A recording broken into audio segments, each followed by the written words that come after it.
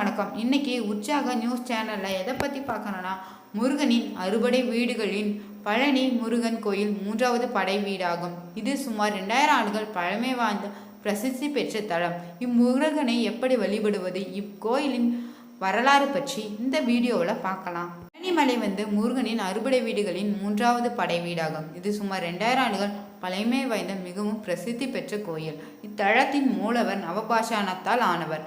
போகர் என்ற சித்தர் இந்த தலத்தின் மூலவரை பிரதிஷ்டை செய்துள்ளார். உற்சவர் முத்துக்குமார சுவாமி. இந்த கோவில்தான் தமிழகத்தின் முதலாக பக்தர்களால் வேண்டுதல்கள் நிமித்தம் அழகு குத்துதல், காவடி எடுக்கும் வழக்கம் ஏற்பட்டது.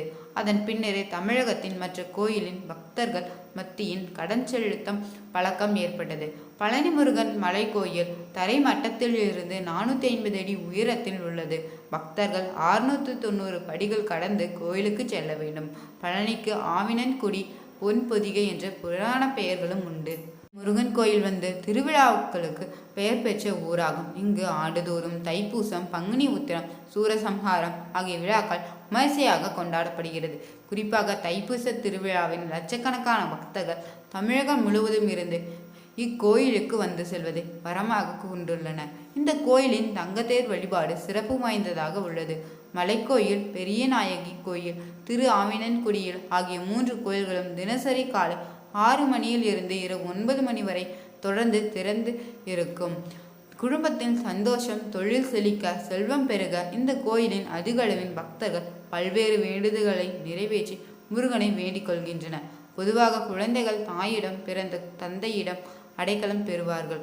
ஆனால் முருகனோ தந்தையின் நெற்றிக்கண்ணில் இருந்து உதித்து தாய் பார்வதியின் அரவணைப்பில் வளர்ந்தார். முருகன் பெற்றோரிடம் கோபித்து கொண்டு நின்ற தலம் என்பதால் பழனி மலை அடிவாரத்தில் உள்ள திரு ஆவினன்குடி தலமே 3ஆம் படை வீடு என அழைக்கப்படுகிறது. இந்த கோயிலில் வழங்கப்படும் பழனி பஞ்சாமிர்தம் மிகவும் சிறப்பு வாய்ந்தது. பழனி பஞ்சாமிர்த பக்தர்கள் மத்தியில் விசேஷ பிரசாதமாக விளங்குகிறது. பழனி முருகன் முதலில் பக்தர்கள் வேண்டுதல்கள் மற்றும் தெய்வ வழிபாடுகள் செய்ய செல்ல ஒரு புண்ணிய தலமாக விளங்கியது.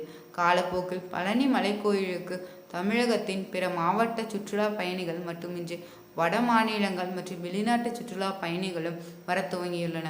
சுற்றுலா பயணிகள் மலைக்கோயிலை சுற்றி பார்க்க தமிழக அரசு ரோப் கார் வசதி செய்துள்ளது. சுற்றுலா பயணிகள் பக்தர்கள் பழனி மணி அடிவாரத்தில் இருந்து மலை உச்சி பகுதியில் உள்ள முருகன் கோயிலுக்கு செல்ல இந்த ரோப் கார்களை சென்று வருகின்றன.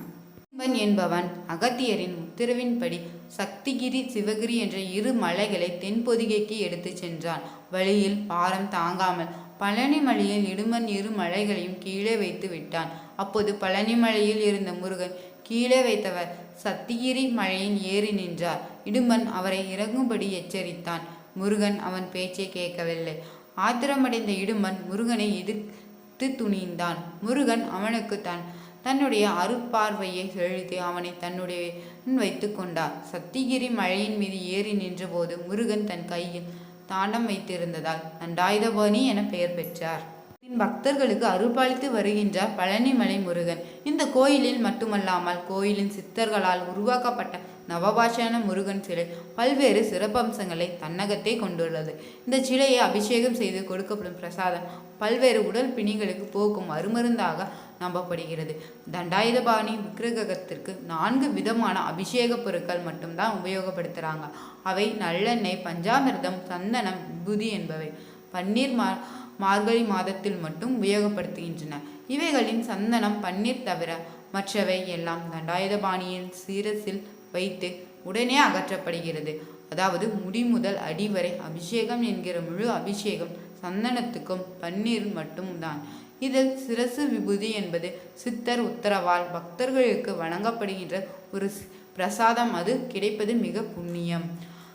பழனி முருகன் கோயிலின் ஒரு நாளைக்கு 6 முறை தண்டாயுதபாணிக்கு அபிஷேக அலங்காரம் செய்யப்படுகிறது.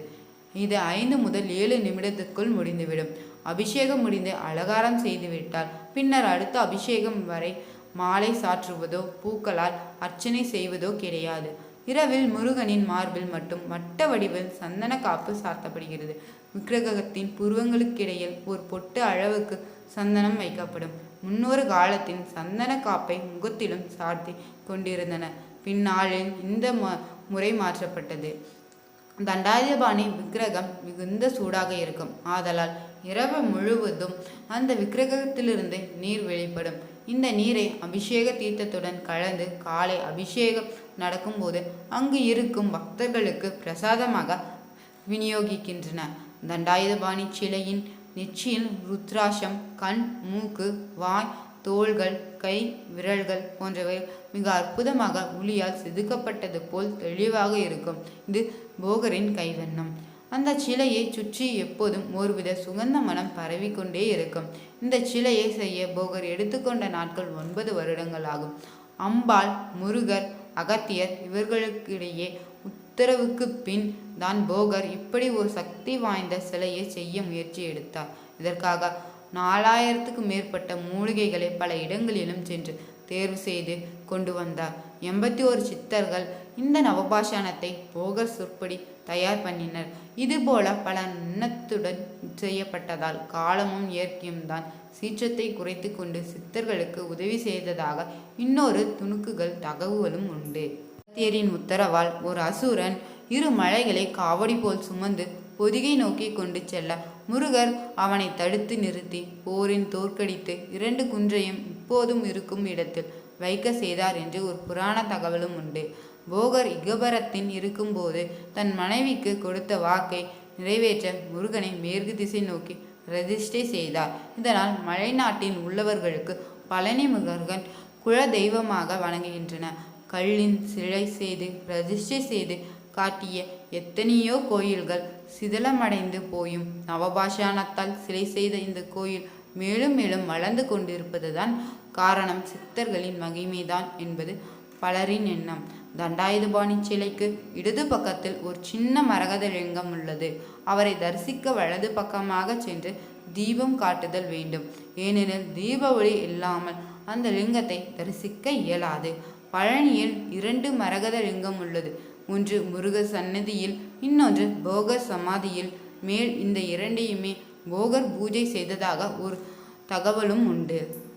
தெய்வர்கள் பலரும் தேடி வந்து வழிபட்ட தலம்தான் பழனிமலை. உயிர்கள் வாழ்வது என்னால் தான் என்று கர்வம் கொண்ட சூரிய பகவானை சபித்தார் சிவபெருமான். சாபம் தீர இங்கு வந்து பூஜித்தான் சூரியன். சிவபெருமானுக்கு தெரியாமல் தட்ச யாகத்தின் கலந்து கொண்டதால் ஈஸ்வரனிடம் தண்டனை பெற்ற அக்னியும் வாயு பகவானும் இங்கு வந்து வழிபட்டுள்ளனர். ஒரு முறை கோபம் கொண்ட திருமால் திருமகளை புறக்கணித்தார். தனது பாதியை அடைய திருமகள் இங்கு தவம் செய்து பலன் பெற்றாள். விஸ்வாமித்திரர், வசிஷ்டர் ஆகியோருக்கு இடையே நடந்த போரில் விஸ்வாமித்திரரின் ஆயுதத்தை வென்றதால் அகம்பாவம் கொண்டது காமதேனு. இதனால் ஏற்பட்ட பாவம் தீர காமதேனு வழிபட்ட தலமும் இதுதான். ஒருமுறை பிரம்மா தானே முதன்மையானவன் என ஆணவம் கொண்டார். இதனால் சிவன் கொண்ட ருத்ரம் வேடுவனாக பிறக்கும்படி பிரம்மனுக்கு சாபமிட்டார். தன் தந்தை பிரம்மனுக்கு சாப விமோச்சனம் தரும்படி முருகனை பிரார்த்தித்து கொண்டார் நாரதர். பிரம்மன் தவறை உணர்ந்து இங்கு வந்து முருகனை வழிபட்டு சாப நிவர்த்தி அடைந்தார். இங்கே வேடர் கோலத்தில் அரும் பிரம்மனை தரிசிக்க இயலும். திருநாளாறு சனி பகவானை போன்று இங்குள்ள சனீஸ்வர பகவானும் சிறப்பானவர். திருநாவின்குடி வந்து தன்னை வழிபட்டால் சனியால் ஏற்படும் தொல்லைகள் தீரும் என்று நீடத நாட்டு அரசன் நித்தியநாதனுக்கு வரம் தந்தார் முருகப்பெருமான். எனவே சனிதோஷம் பரிகார தலமாகவும் விளங்குகிறது பழனி மலை. அங்காரக்காரனான செவ்வாயும் பழனி முருகனை வழிபட்டு நலம் பெற்றான் என்கிறது ஸ்தல புராணம். தண்டாயுதபாணி சிலையை ராஜ அலங்காரத்தில் தரிசிக்க வேண்டுமா, ஆண்டி கோலத்தில் தரிசனம் செய்ய வேண்டுமா என்கின்ற கேள்வி அனைவருக்குமே இருக்கும்.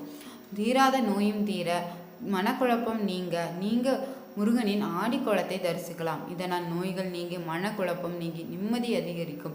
பேச இயலாதவர்கள், குறைபாடு உள்ளவர்கள், மன உளைச்சல் உள்ளவர்கள் இவர்களுக்கெல்லாம் ஆண்டி கோலத்தை தரிசனம் செய்தால் சத்வீக குணம் ஏற்படும்.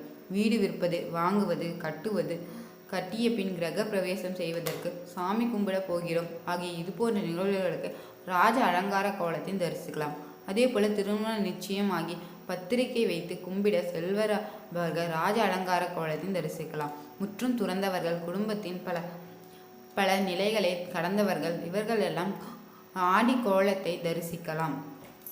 எல்லாம் நடக்கிறது. தீராத நோய்களையும் இருக்கிறது போன்ற பிரச்சனைகளுக்கு அலங்காரம் இல்லாத முருகனை வணங்குவது நல்லது. 20 வருடமாக வாதாடி கொண்டிருக்கிறேன், தீர்ப்பு தள்ளி தள்ளி போகிறது என்றால் அதற்கு அலங்காரம் இல்லாத ஆடிக்கோள முருகனை வழிபடலாம். வீடியோ உங்களுக்கு பிடிச்சிருந்தா லைக் பண்ணுங்க, ஷேர் பண்ணுங்க, கமெண்ட் பண்ணுங்க. இது போன்ற சுவாரஸ்யமான தகவல்களை உடனுக்குடன் தெரிஞ்சுக்கொள்ள நம்ம உற்சாக நியூஸ் சேனலை மறக்காம சப்ஸ்கிரைப் பண்ணிக்கோங்க. Thank you viewers.